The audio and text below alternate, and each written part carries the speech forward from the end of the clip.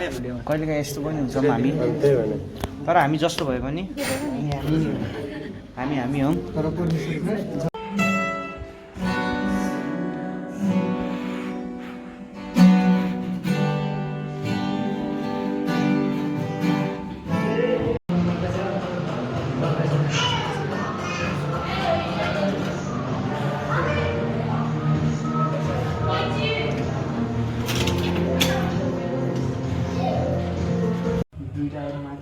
माछा पुछ्रे अनापुर नगनेश कपी नम्पा चमेली चमेली चाहिँ छैन ल।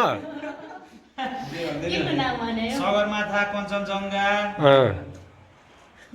दुईटा अन्नपूर्ण तीनटा माछा पुछ्रे चारवटा गणेश पाँचवटा अपी छवटा नाम्चे छैन सातवटा छैन। अरुण बरुण त खोलाको नाम हो भाइ, खोलाको नाम हो। दिमाग यति भन्दा कति चल्नु पर्यो।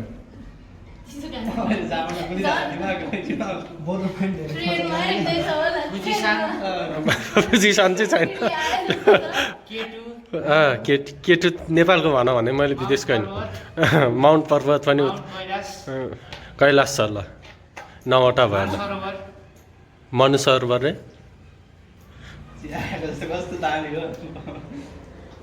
छ त्यो पनि।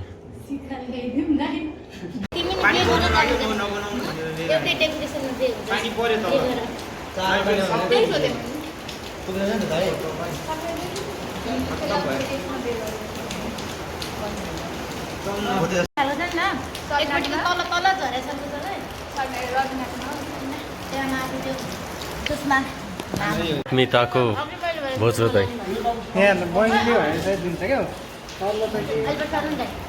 दाजुभाइ भनेको कन्डोको फिलो हो दाइ।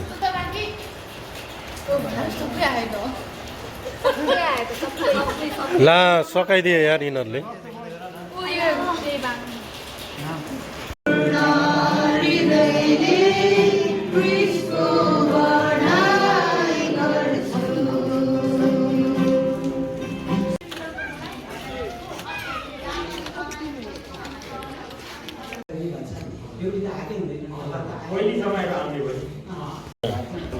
हामी चाहिँ को हौ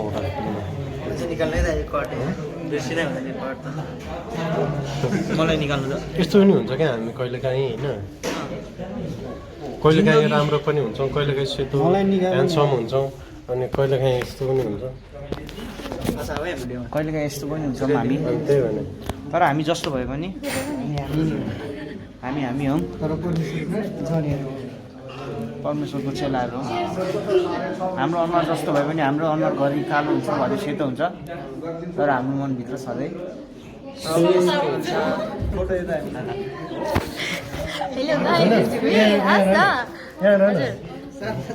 माथि फर्काइदेऊ न। हेलो दिदी बहिनीहरू, हेलो सबजना बिहे गर्न बाँकी हो। तपाईँहरूलाई यी 3जना मध्ये कोही मनपर्छ भने हामीसँग सम्पर्क गर्नु। तपाईँले यहाँ कमेन्ट गर्न सक्नुहुन्छ, यता शीतल दाइलाई पर्सनल मेसेज गर्न सक्नुहुन्छ। जति नै नराम्रो छ नि त्यसमा मल जल परेको हुन्छ, त्यसमा नै प्रशस्त रूपमा फल हुन्छ क्या। त्यही कारणले माटोलाई कहिले पनि हेला गर्नु हुँदैन। के भन्न लाग्यो तपाईँले रोकिदिनु भयो मलाई। त्यसैले भन्यो नि तपाईँ मलाई हर्के हल्लाहरू भन्नु। म मरेर केही फरक पर्दैन, मेरो देश बाँच्नु पर्छ। म मर्दा तपाईँहरू आउनु पर्दैन, तर मैले श्रमदान माग्दाखेरि तपाईँहरू सबै आउनुपर्छ। जय माटो भन्नु। जय माटो। तपाईँहरूको सिम्बल अनुसार अर्कै के दाइ? जय माटो यो हुन्छ हाम्रो सिम्बल। जय माटो जय देश। जय माटो जय देश। यति हो। कसैलाई पनि हेर, सूर्यले पनि न्यानो त दिन्छ नि होइन। यता नाच्नु न तपाईँ आउनु। रुखले पनि त छारिदिन्छ नि। कामले पनि न्यानो घन्टीले पनि त जागरण दिन्छ नि। घामले पनि ताप्छ केपीले हराएर हानेर होला कि घन्टीको त्यस्तो खासै मत हुने रुखको मत त्यो हुन्छ त्यो चाहिँ किन भएको भने जब माटो तातिन्छ नि माटो तातिसकेपछि त्यो बाफ गएपछि अनि त्यो सबैले छेकिदिन्छ नि त होइन त्यही कारणले त्यो यो मौसम नै परिवर्तन गरिरहेको छ क्या माटोको पावर यति छ कि माटोको पावर यति छ कि घन्टीको मत छैन माटोको कुरा गर्नुपर्ने छेउमा अभिषेक दाइ भएपछि